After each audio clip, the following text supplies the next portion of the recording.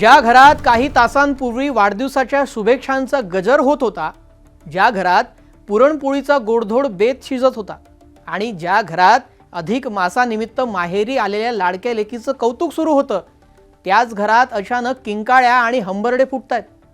अवघ्या काही तासात आनंदानं नाहून निघालेलं हे घर दुःखाच्या अथांग सागरात बुडालं।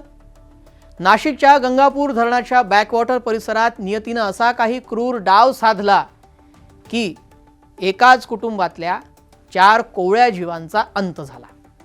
धोंड्याच्या महिन्यातच लेकीला गमावलं, हे वाक्य आज जेव्हा त्या हताश आईवडिलांच्या तोंडून बाहेर पडतंय तेव्हा ऐकणाऱ्यांच्या काळजाचे तुकडे होत आहेत। आज या व्हिडिओमध्ये एका कुटुंबावर कोसळलेला हा दुःखाचा डोंगर आणि त्या 4 कोवळ्या जीवांची हृदयद्रावक कहाणी अगदी जवळून समजून घेऊया।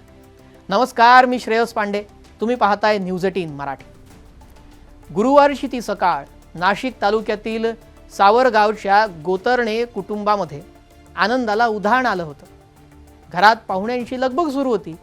कारण काय होतं, कुटुंबातील एका तरुणाचा वाढदिवस होता।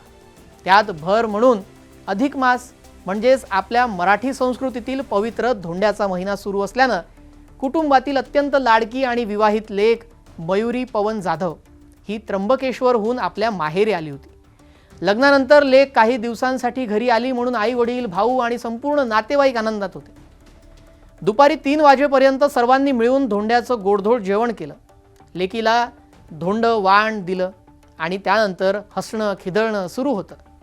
त्यानंतर ठरलं की वाढदिवसाचा दिवस अजून स्मरणीय करायचा म्हणून कुटुंबातील 10 ते 12 सदस्यांनी मिळून जवळच असलेल्या गंगापूर धरणाच्या परिसरात जाऊन वाढदिवस साजरा करण्याचा बेत आखला। पण कोणाला माहिती होतं की नियतीनं आधीच काहीतरी वेगळंच आणि भयंकर लिहून ठेवलंय म्हणून। सर्वजण आनंदानं धरणाच्या परिसरामध्ये पोहोचतात। पाण्याचा तो सुंदर परिसर पाहून मन प्रसन्न होतं। तिथं गेल्यावर काही जण आंघोळीसाठी पाण्याच्या पात्रामध्ये उतरतात, मुलं पाण्यात खेळू लागतात। पण धरणाचं पाणी हे वरून जितकं संथ दिसतं तितकंच ते आतून धोकादायक आणि खोल असतं। अचानक पाण्याचा आणि धरणाच्या खोलीचा अंदाज न आल्यामुळे एकापाठोपाठ एक जण पाण्यात बुडू लागतात। एकाचा हात सुटतो, दुसरा त्याला वाचवायला जातो, तिसरा दोघांना ओढायला जातो आणि खेळता खेळता पाण्याचा तो विळखा त्या कोवळ्या जीवांना गिळू लागतो। त्यांच्या सोबत असलेली रुपाली नावाची तरुणी हे सगळं डोळ्यासमोर घडताना पाहते। पाण्याच्या त्या भयानक विळख्यामध्ये सापडलेल्या आपल्या भावंडांना वाचवण्यासाठी ती 2 पावलं पुढे सरकते। पण पाण्याचा तो अथांग विस्तार, त्याची खोली आणि खाली असलेल्या धोकादायक गाळ पाहून ती प्रसंगावधान राखते। ती स्वतः पाण्यामध्ये उडी मारण्याऐवजी मदतीसाठी किंचाळू लागते, आरडाओरडा करते। तिच्या त्या आर्त हाका ऐकून परिसरातील स्थानिक नागरिक धावत येतात, जीवाची बाजी लावून पाण्यामध्ये उतरतात। पण तोपर्यंत खूप उशीर झाला होता। काळानं आपलं काम केलं होतं। ते चौघेही पाण्याच्या खोल अंधारात गडप झाले होते। काही वेळानं जेव्हा पात्रातून ते मृतदेह बाहेर काढण्यात आले तेव्हा सावरगावावर जणू वीज कोसळली। मृतदेह कोणाचे होते? 16 वर्षांचा गणेश सुरेश गोतरणे, 16 वर्षांचा साहिल मनोहर गोतरणे, 16 वर्षांचा निखिल मच्छिंद्र गोतरणे आणि चौथी 21 वर्षांची मयुरी पवन जाधव। विचार करा, 3 चुलत भाऊ जे अजून आयुष्याची स्वप्न पाहत होते, ज्यांचं वय अवघं 16 वर्ष होतं आणि ती 21 वर्षांची मयुरी जी काही दिवसांपूर्वीच माहेरच्या आठवणी गोळा करायला, धोंड्याच्या सणाचा आनंद घ्यायला सावरगावात आली होती, ती आता या जगात नव्हती। एकाच कुटुंबातल्या 4 चितेची लाकडं एकाच वेळी जमा होऊ लागली होती।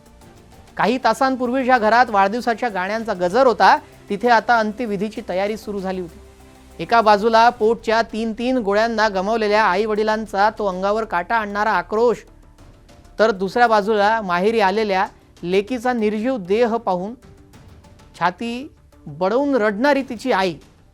मृतदेहांवरून हात फिरवत अख्खं गाव ढसाढसा रडत होतं। महिला नातेवाईक एकमेकींना धीर देण्याचा प्रयत्न करत होत्या, पण ज्या आईच्या कुशीतले दिवे एका रात्रीत विझलेत तिला कोणता शब्द धीर देऊ शकणार? अनेकांच्या तोंडातून शब्दही फुटत नव्हता। सावरगाव पूर्णपणे सुन्न झालं। गोतरणे आणि जाधव कुटुंबावर कोसळलेला हा दुःखाचा डोंगर कधीही न भरणार आहे। पण या दुर्घटनेतून आज आपण आणि आपल्या कुटुंबानं एक मोठा धडा घेण्याची गरज आहे। अनेकदा आपण फिरायला जातो, धरणाचा किंवा नदीचा किनारा पाहतो आणि उत्साहाच्या भरात पाण्याचा अंदाज न घेता त्यात उतरतो. पण धरणाचं पाणी हे अत्यंत बेभरोशाचं असतं. तिथला गाळ माणसाला जिवंत सोडतच नाही. तुमचा एक छोटासा निष्काळजीपणा अख्खा कुटुंबाला आयुष्यभराचं रडवून जाऊ शकतो बरं. नाशिकच्या या चारही कोवळ्या जीवांना आणि त्या माहेरवाशीण लेकीला आपली भावपूर्ण श्रद्धांजली. ईश्वराकडे एकच प्रार्थना की या कुटुंबाला या अथांग दुःखातून सावरण्याची ताकद मिळो. मित्रांनो, धरण किंवा नदी परिसरात जाताना आपण कोणती काळजी घेतली पाहिजे?